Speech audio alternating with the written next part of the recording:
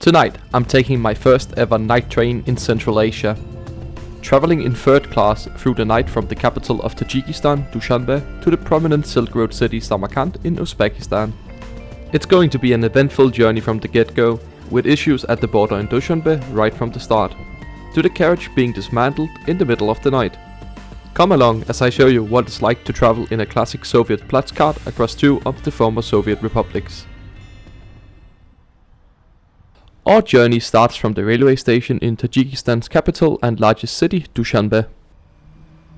The station is located conveniently to the south of the city center, being less than 2 kilometers from most of the main attractions and hotels. It's also well connected with buses and taxis.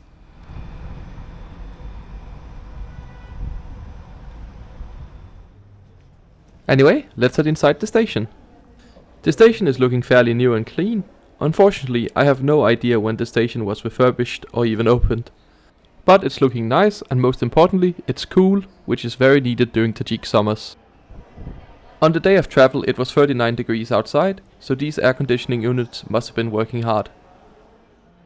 The station even has a few power outlets fitted throughout the station, which was not expected. I have to say, with the station building I was really impressed. Sure, it's small, but it's cleaner and more pleasant than a good chunk of the capital railway stations in Europe. The station also features a ticket office, and as there's no electronic tickets on this service, you will need to go here to get your ticket. Trains in Central Asia generally sell out days or weeks in advance, but the Dushanbe Samarkand Tashkent train generally has space even on the day. I booked my train ticket 2 days in advance at the station, and at that point more than 120 spots were available. The border control point to exit Tajikistan is handled inside the station here in Dushanbe, and that's where the first of my problems began. You can see the line forming to the right. Unfortunately, I couldn't film anything in there. But essentially what happened is that I was picked out of the line by a border officer, taken to a small office in the back of the station, told there was a big issue with my passport, but he could fix it for some money. I had read about this online in advance, so I had emptied my wallet and only left 5 euros in there to give, which the officer took and then stamped me out of the country with no problem. So just be aware of this, especially if you stand out in the crowd like a tall, blonde Danish guy that speaks no Russian in Tajikistan does. But anyway, back to the train. Here's our engine being attached to the train. It's a classic 2 TE10 locomotive built in Luhansk back in 1980, and variation of these can be found all over the former Soviet republics.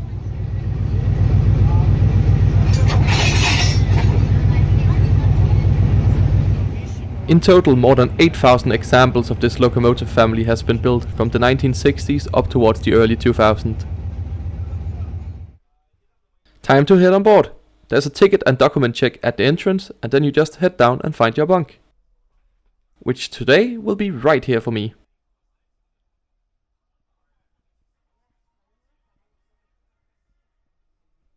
The bedding can be found stored on nearby bunks, which you make up yourself closer to bedtime.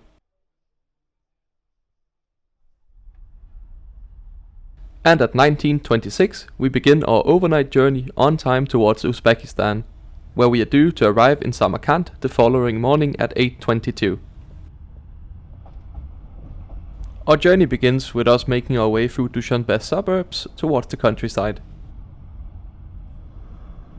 crossing over some of the city's major roads. But soon enough we leave the city behind, and that seems like a great opportunity for us to take a look at today's route map.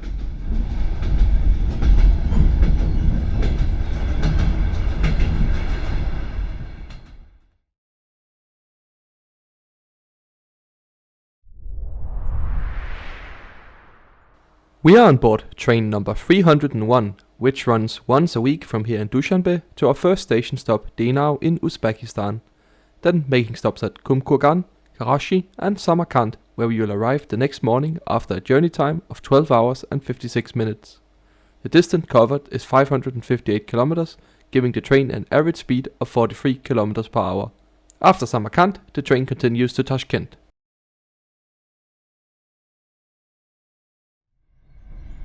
We are now slowly making our way up towards the border with Uzbekistan, passing through small Tajik villages without stopping.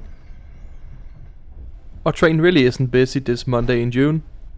I think there were about 6 other passengers with us leaving from Dushanbe in this carriage. which seems like a great opportunity for me to show you what third class is like. Bedding will be provided by your cabin attendant. And up above you can find your pillow and blanket. And over here is where the mattresses are. Under the bottom bunks you will find some space to store luggage. I really like this design as it keeps it secure during the night. There's also a small storage pocket as well as a power socket. There's of course also the table as well as some blinds to block out the sunlight. There's no air conditioning on these trains, so all you have to do with is the window. Out in the corridor there's also a basic information display. I have to say, when the train is this empty at least, it's actually really comfortable. It almost caught me by surprise how quickly the sun set.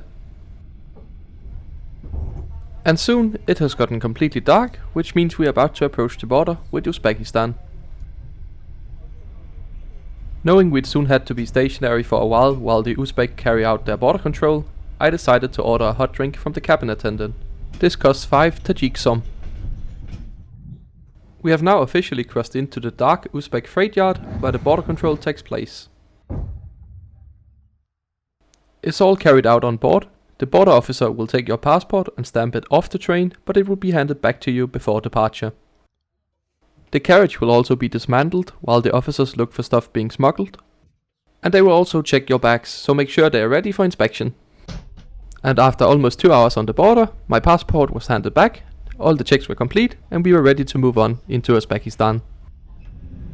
As the clock is now fast approaching 11, it's time for a quick visit to the toilet before bedtime. Has a nice simple locking mechanism. The water is working. You'll find some soap as well. And a bin. Some toilet paper. And a modern vacuum toilet. So, really good.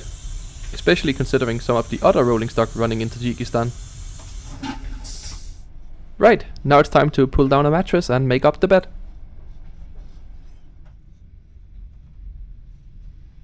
Looks quite comfortable if you ask me. And with that, we are now ready to go to bed as soon as the cabin attendant turns off the light. But for you guys and with the power of editing, I will do it now.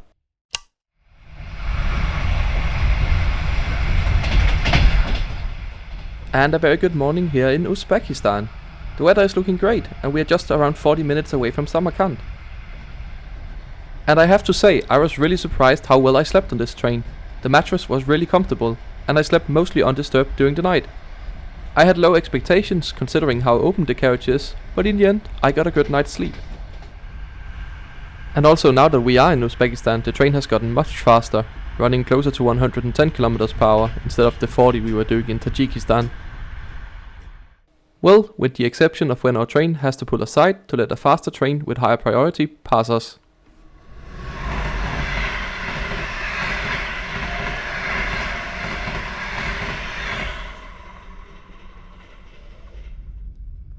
But shortly afterwards, we are on the move again, ready for the final stretch to Samarkand.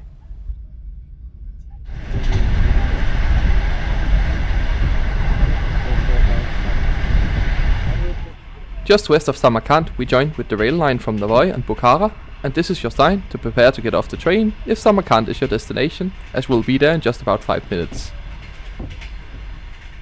Make sure to return the bedding to the onboard attendant before leaving the train, and on this train there is a fee of 20 Tajik som to be paid for it. Tickets for this train can only be purchased directly at a railway station with connection to the ticketing system used in the ex-USSR.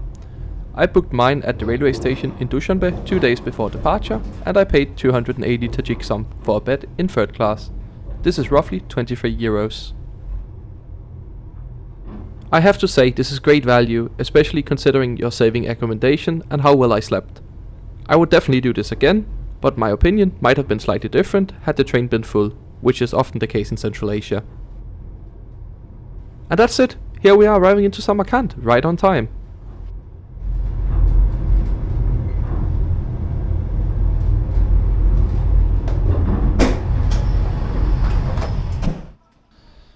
And that's it, welcome to Samarkand. I have many more travels coming from Central Asia, so make sure you're subscribed to the channel. I try to upload a new video every Sunday. You can also follow me over on Twitter, where I usually post live from my travels, so it's a great place to stay in touch. Thanks for watching.